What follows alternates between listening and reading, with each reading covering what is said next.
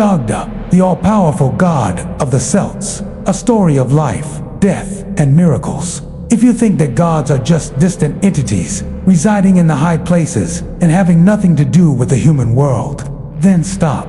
Because Dagda, the supreme god in Celtic mythology, will make you rethink the whole concept of gods.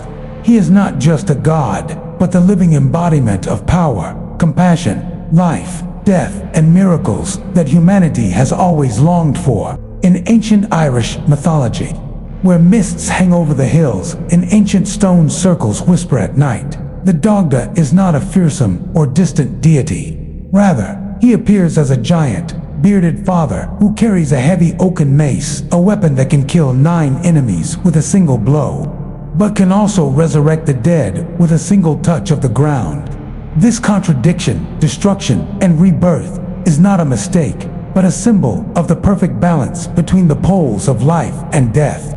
Dagda, the great god, wielding the rod of death.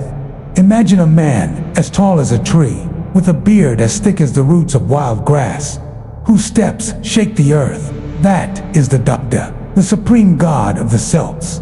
But his greatness lies not only in his body or strength, it lies in his enormous influence over life, death, and the laws of the universe. In his hand, he held a giant oak mace, no ordinary weapon. It was a weapon that could both kill and save. The Celts believed that with a single swing of his arm, the Dagda could kill 9 enemies at once, turning the battlefield into a field of corpses. But the same mace, if gently placed on the ground, could also revive fallen warriors, returning their souls to their bodies and giving them a second chance at life. This sounds contradictory, right? How can one thing kill and save? But that is precisely what sets the Dagda apart from all other gods. He is not simply a judge or a giver.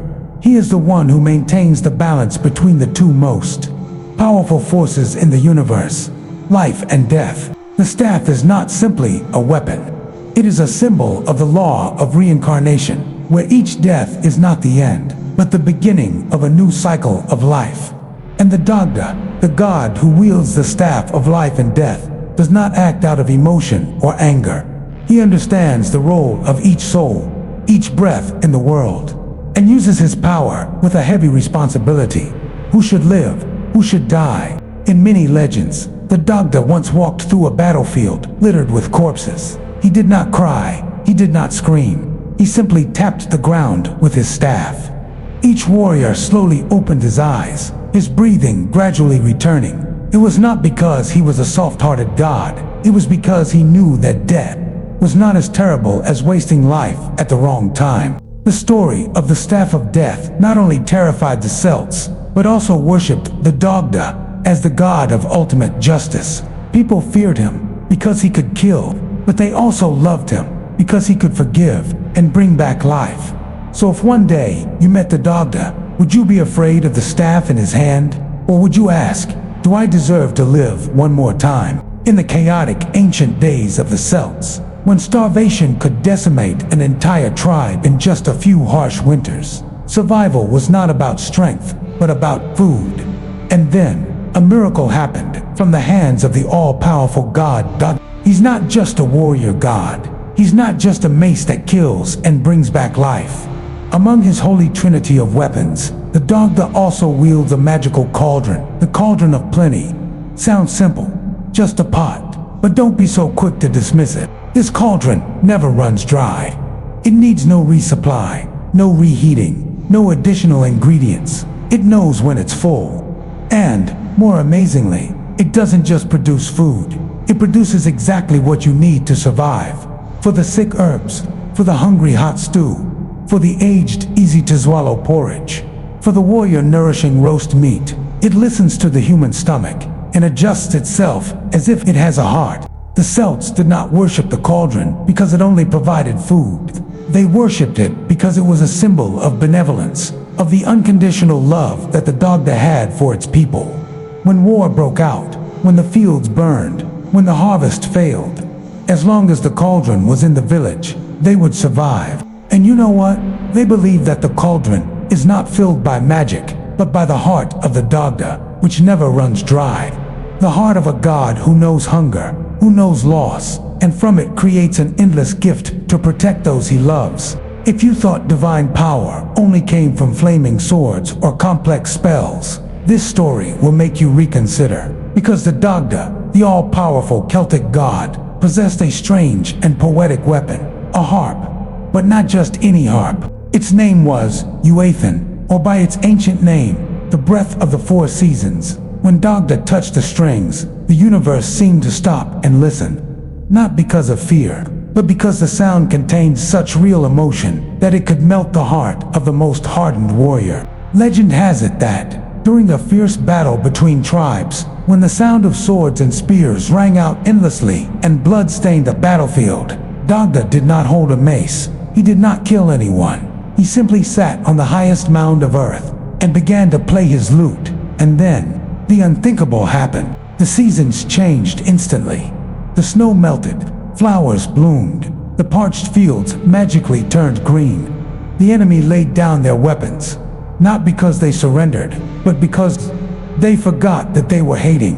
The music brought them back to their memories, the old mother waiting, the child not yet grown, the home not yet returned. Some cried and fell to their knees, others laughed amid their tears. The sound of the zither did not just ring in the ears, it struck the heart, like a flame touching the deepest wound in each person's heart. But why would a god of war need music?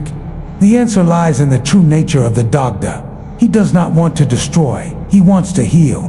The instrument is a tool to touch the forgotten humanity, to evoke compassion in people amid the madness of war. And more importantly, Uathan not only controls emotions, but also bends time. When the Dagda plays the song of sleep, the whole world falls into a cold winter night.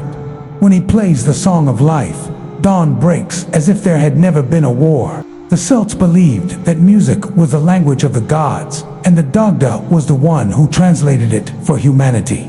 No need to fight, no need to speak. Just one song at the right time could change the fate of an entire nation. Stop for a moment.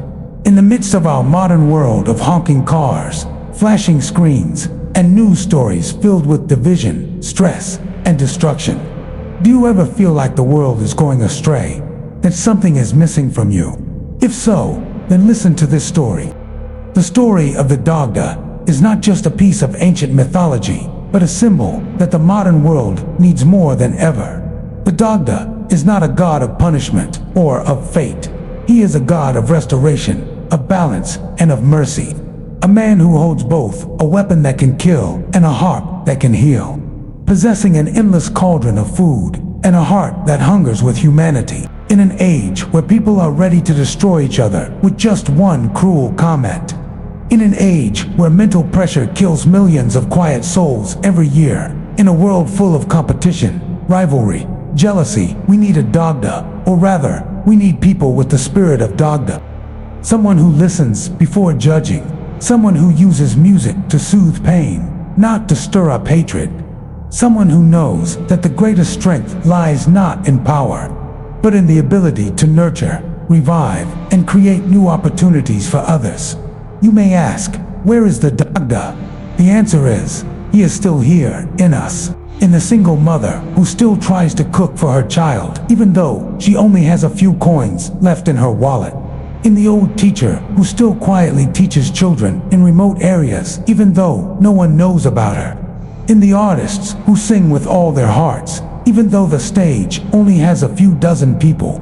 And in you, if you choose to be kind when you have the right to be angry. If you choose to forgive instead of retaliate.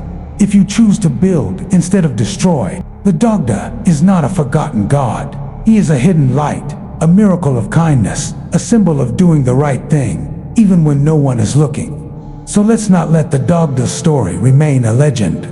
Let him live on, in the small acts of kindness we do every day. The Dagda is not perfect. He is clumsy at times, even ridiculed for his rough appearance and humorous personality.